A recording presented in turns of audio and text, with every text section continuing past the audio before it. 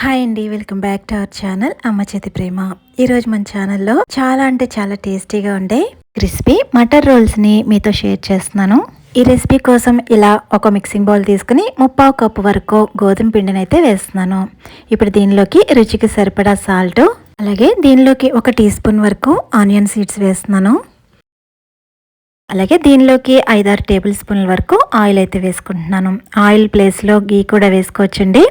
ఇప్పుడు ఇదంతా కూడా బాగా మిక్స్ అయ్యేటట్లు కలుపుకోవాలి. యాక్చువల్గా అయితే ఈ రోల్స్ అనేవి మైదా పిండితో చేస్తారండి. అయితే నేను ఇక్కడ గోధుమ పిండితో అయితే చేస్తున్నాను. మీకు నచ్చితే మైదాతో కూడా చేసుకోవచ్చు. చూడండి, ఇలా చేతితో గట్టిగా ప్రెస్ చేస్తే ఇలా ముద్ద కింద ఫామ్ అవ్వాలి. ఇప్పుడైతే దీనిలోకి కొంచెం వాటర్ని అయితే యాడ్ చేసుకోవాలి. ఒకేసారి వాటర్ ఎక్కువ వేయకుండా ఈ విధంగా చూసుకుంటూ వేసుకోండి. మనం చపాతీ పిండి ఎలాగైతే కలుపుతామో అలా కొంచెం సాఫ్ట్గానే కలుపుకోవాలి.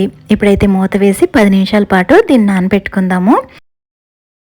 ఇప్పుడైతే స్టవ్ మీద కడాయి పెట్టుకుని 5-6 స్పూన్ల వరకు ఆయిల్ వేసుకోవాలి.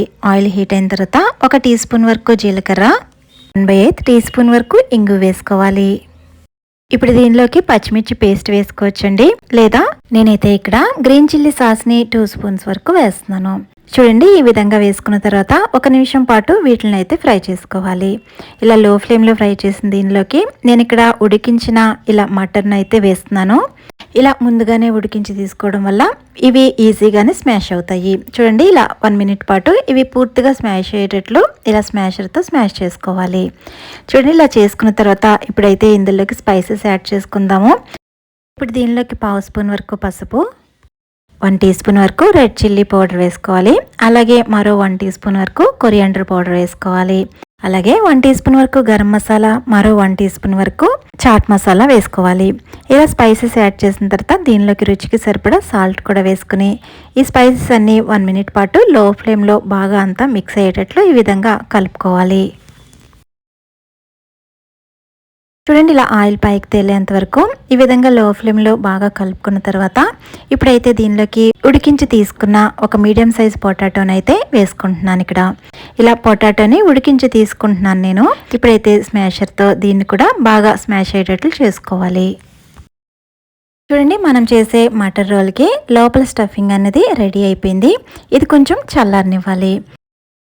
ఈలోపు మనం నానబెట్టుకున్న చపాతీ ఉంది కదా, దీన్ని 2 పార్ట్స్ కింద డివైడ్ చేసుకోవాలి.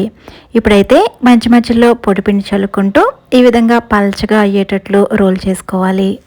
మీరైతే దీన్ని ఎంత పల్చగా వీలైతే అంత పల్చగా అయ్యేటట్లు మధ్యలో పొడిపిండి చల్లుకుంటూ రోల్ చేసుకోవాలి.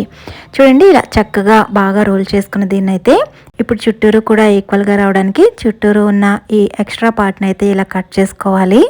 ఇలా కట్ చేసుకున్న తర్వాత ఇప్పుడైతే నైఫ్తో 1.5 ఇంచ్ గ్యాప్ వచ్చేటట్లు ఈ విధంగా కట్ చేసుకోవాలి. ఇప్పుడు మనం చల్లారి పెట్టుకున్న స్టఫింగ్ ఉంది కదా, దాన్ని అయితే ఈ విధంగా రోల్ చేసుకుని ఇక్కడ చూపిస్తున్నట్టు ఈ విధంగా అయితే పెట్టి రోల్ చేసుకోవాలి. ఇక్కడ గుర్తుపెట్టుకోవాల్సింది ఏంటంటే రోల్ చేసేటప్పుడు ఈ స్టఫింగ్ ఊడిపోకుండా ఈ విధంగా గట్టిగా ప్రెస్ చేస్తూ రోల్ చేసుకోవాలి. అలాగే అన్నీ రోల్ చేసుకోవాలి. ఇప్పుడు ఒక బౌల్ తీసుకుని దీనిలోకి 2 టేబుల్ స్పూన్ల వరకు మైదాని వేసుకోండి. అలాగే 3-4 టేబుల్ స్పూన్ల వరకు ఆయిల్ వేసుకుని ఇదంతా కూడా బాగా మిక్స్ అయ్యేటట్లు ఈ విధంగా అయితే కలుపుకోవాలి. ఇలా కలుపుకున్న తర్వాత మనం రోల్ చేసుకున్న ఉన్నాయి కదా, అవైతే ఇక్కడ చూపిస్తున్నట్టు లోపల నుంచి స్టఫింగ్ బయటకు వచ్చేయకుండా మనం చేసుకునే స్లరీతో ఈ విధంగా అయితే పేస్ట్ చేసుకోవాలి. ఇప్పుడైతే ఈ స్లరీలో ఇక్కడ చూపిస్తున్నట్టు 2 వైపులా కూడా ఈ విధంగా డిప్ చేసుకోవాలి. ఈ విధంగానే అన్నీ కూడా రెడీ చేసుకుని ఒక ప్లేట్లోకి తీసుకోవాలి. ఇప్పుడైతే డీప్ ఫ్రైకి సరిపడా ఆయిల్ పెట్టుకుని ఆయిల్ మీడియంగా హీట్ అయిన తర్వాత ఇలా ఒక్కొక్కటిగా వేసుకోవాలి. ఫ్లేమ్ని మీడియంలో ఉంచుకొని ఇలా అన్ని వైపులా టర్న్ చేసుకుంటూ వీటిని అయితే ఈ విధంగా మంచి గోల్డెన్ బ్రౌన్ కలర్ వచ్చేంత వరకు అయితే వీటిని వేపించుకోవాలి. ఫ్లేమ్ని హైలో పెట్టకుండా మీడియంలోనే పెట్టుకుని వేపించుకోండి.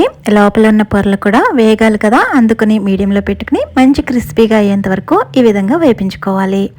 ఇలా అన్నీ వేపించుకున్న వీటిని సాస్తో సర్వ్ చేసుకుంటే చాలా టేస్టీగా ఉంటాయండి.